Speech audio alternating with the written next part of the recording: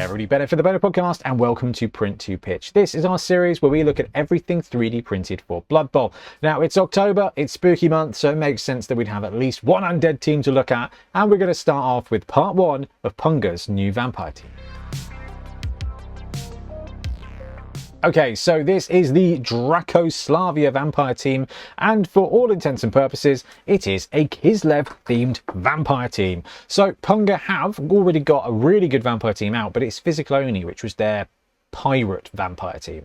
So it's cool that we're getting a 3D printable vampire team, and it's really cool they've got into like the Kislev theme. But before we go too far, I do want to say that Punga have got a Celestial Empire frontier on the go at the moment for what has to be the best not Cathay models that I have seen. So I will put the link below, and if you want to see definitely go check it out if you're interested in using or playing with any Cathay. Basically, when Punga did their Cathay team a couple of months ago for Blood Bowl, we hammered them. We were like, Rim, Punga, guys, you need to give these guys weapons. You need to get these to Warhammer Fantasy. And that's exactly what they've done. Now, I'm hoping that we can get some 3D prints on the printer and actually get them available to show off on the Fantasy channel. So keep an eye over there if you want to see us do a print to pitch, basically, for those guys, because I am a monstrous fan of this. You've got the combat units, you've got the cavalry, you've got the cannon, and a big old chunky dragon as well. Anyway, we're not here to talk about that. We're here to talk about vampires.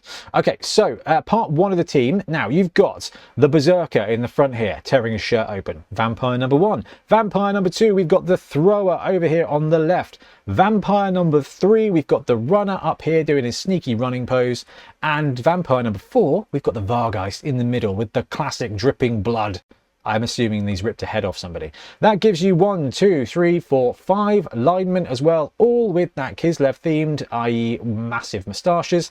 And then there's a bonus this month of this vampire star player. Now this is not a new model, this is a model that's been around for a little while from Punga, but it is very useful to have, because if you are down for vampires, having a Luther model is actually very, very useful. So for today's review, we are going to have a quick look at the STLs and then spend far too much time playing with the spinny plate, looking at the prints themselves. Okay, so let's have a quick look at the STLs. I just want to show you they come pre-supported, and I think it's just important to double check which type of player is which on here. All right, so as we come over here, we can see what I've done is I've grabbed the 3 positionals with their supported versions and the big guy as well. Now we'll have a look at the 3D prints in a second, but this is the runner. Now, I just want to say that he is clearly running, and that is a very good thing for a runner to be. But though his design, he does kind of blend in with the lineman a little bit, so you're going to kind of watch that out. Now, he does have fangs, and he does have vampire ears, so it's actually fine, but you're going to want to make sure that he is coloured or painted or just kind of signalled out that he's a little bit different. Then you've got the thrower, which I actually think is a fantastic sculpt. The face is a little bit Gillian Anderson, which I find quite tantalising. It's a great little sculpt. Again, I think when we see the 3D prints, you'll see that that one needs a little bit of an upscale, and so does the Blitzer. I love the look of the Blitzer here. There's a lot of emotion, a lot of rage, and just it's a really cool model. It shows off a lot of Kislev style, and again, I think that one looks really great, but when we have a look at the prints, you might see he needs a bit of upscaling. And you got the big old chunky boy. Now, what I wanted to do is just show that all the Punga models come nicely 3D supported. So basically, for most printers, you're going to be able to just chuck this on and print straight away. So it's not going to be a problem. Now, for me, the Punga stuff is a little bit too thick. They have done a really good job. You will not get fails from printing Punga pre-supports, really. But I am a big fan of supporting them myself. So I have printed mine with light supports that I've generated through Chitubox and then tweaked a little bit myself. So yeah, I just wanted to show off that they come pre-supported and which of the players are which. All right, so time to have a look at the 3D prints themselves. Printed these on my Saturn II. Was it one of the Saturn IIs? It was one of the Saturn IIs. Standard settings, standard resin. I supported them myself just because I find it quick and easy. The Punga supports never fail, really, but they're a bit chunkier than I like. So actually, I like support them myself. Right, the first model we've got is the Vampire Lord that also comes with this month's release. You can see I've not fully de-supported it properly. It's a gorgeous model and I wanted to include it because it's basically going to be your star player model. So this guy will fill in for Luther very, very, very nicely. And on a vampire team, if you find yourself in a bit of a pinch, Luther can be very useful. Now, scale-wise, we've got a Games Workshop thrower. You'll have to excuse the paint job because I painted this. It's not very good, not my best work, but it was all right for the channel quickly. So Games Workshop-wise, a little bit taller base, bear that in mind. So the size is actually quite comparable. I would say that for all of the strength 4 vampires in this set, I would scale them up 110%. I'd want them to be big and burly. This guy scaled up would look chunky, especially if he's going to be Count Luther.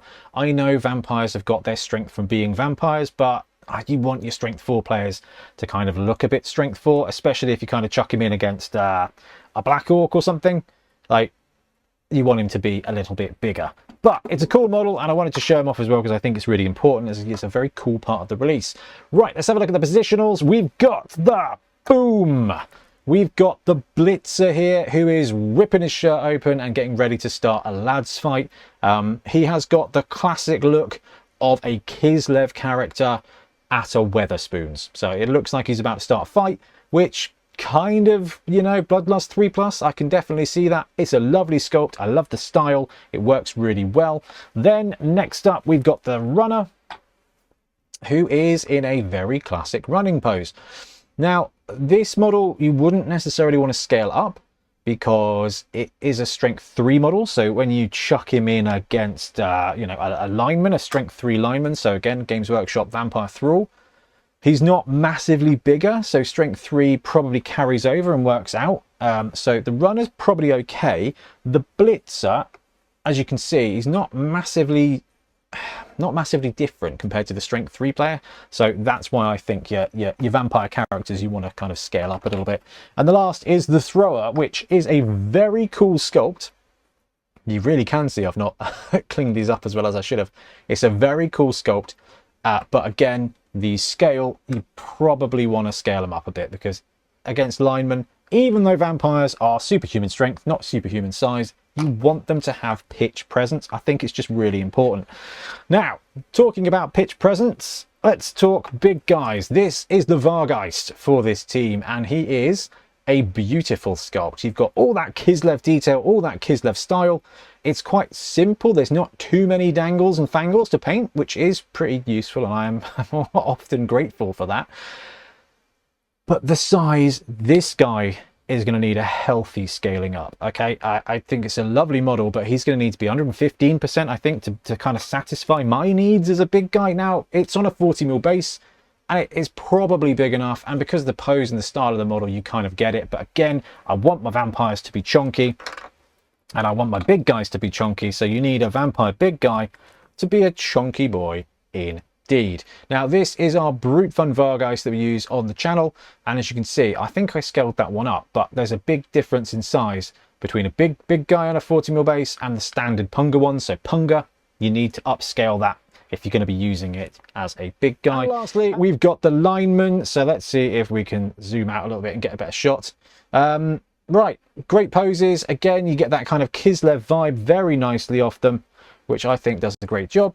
And size-wise, they are pretty handy as well. Now, they've done a really good job with interesting poses. So each of the vampire guys is quite unique, and I do really like that. This is going to be a team that's going to be a lot of fun to paint. And I'll put a Games Workshop Thrall in the middle, and you can kind of see scale-wise, they fit really nicely as a strength 3 piece. I got no notes on the linemen. They are a ton of fun. All right, so there you have it. Part 1 of Punga's vampire team. I am absolutely buzzing to see what part 2 brings because this is one of my favorite vampire teams out there at the moment. I love the way Punga does stuff, and you can see from these sculpts that they are very good fun. So, on the fact that more Blood Bowl is more better, I think we can give this one a big thumbs up. Anyway, let me know what you think in the comments, and we'll be back soon with more Bubble content. Happy blocking. Happy printing. Fool.